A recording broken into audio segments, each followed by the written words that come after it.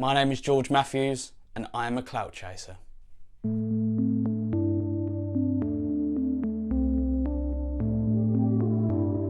Now today I wanted to go over the term clout chasing, and isn't it such a beautiful subject? Now I want to explain to you why the term clout chasing shouldn't be seen so negatively. But if we're going to kick this off in the right way, first we need a definition. What does it mean? Now Urban Dictionary defines a clout chaser as a person who tries to feed off of others' popularity to benefit themselves.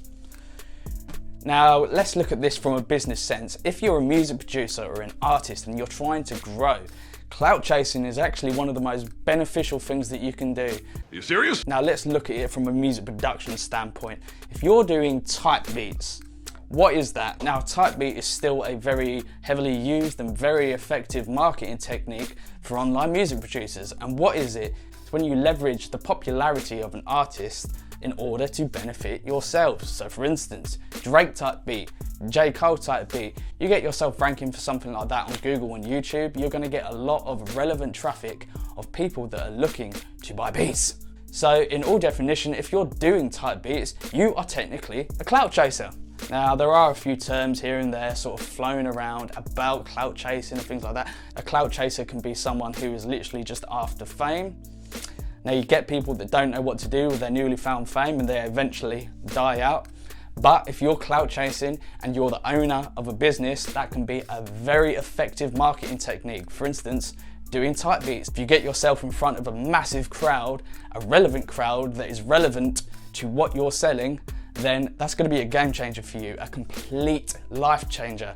So if you own a business, like you're selling beats online, don't be afraid to be a clout chaser. I'm a clout chaser. You could even say me doing this video, for instance, is a form of clout chasing, which it probably is. And you know what? I don't care. And no matter how many online trolls jump on that, throw negative stuff down in the comments, please, I invite it. Because ultimately, at the end of the day, all you're doing if you jump on someone like that is you're just bringing more and more eyes to their business. If you know anything about YouTube SEO, the more comments your video gets, the more it gets suggested in the suggested video section. That's something you want if you're trying to sell something. So at the end of the day, clout chasing really isn't something that I worry about at all. I'll be the first to come out and admit, I am a clout chaser. And if you're trying to grow something online, then you should be too. Now let's look at that in another sense. Let's say if you're an artist. Now, the mixtape game is still pretty heavy out there. It's still pretty popular and a lot of people still do it. Now, the difference between a mixtape and an album back in the day, to me, as far as I know, it was a mixtape would be defined by if you're a rapper, you use other people's instrumentals, lay your own thing down on them and hand them out for free, basically.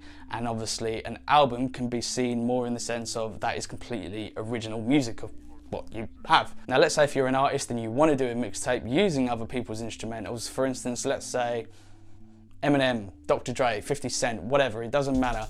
Use those instrumentals, put it out for free, do not monetize on it because obviously you will be flagged and all of that money will be going to Dr. Dre and 50 Cent and Eminem. They're rich enough, they don't need anything more. Only joking, love you. Use those instrumentals, put them out online, do your research on SEO, and if it's effective and you start picking up views, you could technically be seen as a clout chaser because what you're doing is using the name of these big artists within your titles, within your tags, within your descriptions to essentially bring attention to you. Now, what would you do on the follow-up of that so that it becomes an advantage? That's when you start to drop original music because you've got eyes on you.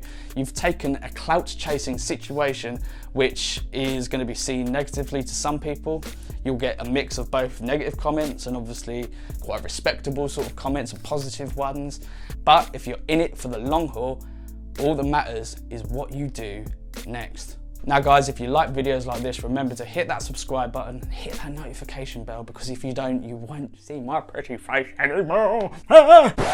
One last thing, if you're an artist and you're looking for instrumentals for your next project, remember to head over to yourlocalmusician.com and I guarantee I can sort you out. If you have any questions, remember to email me at george@yourlocalmusician.com and we'll talk.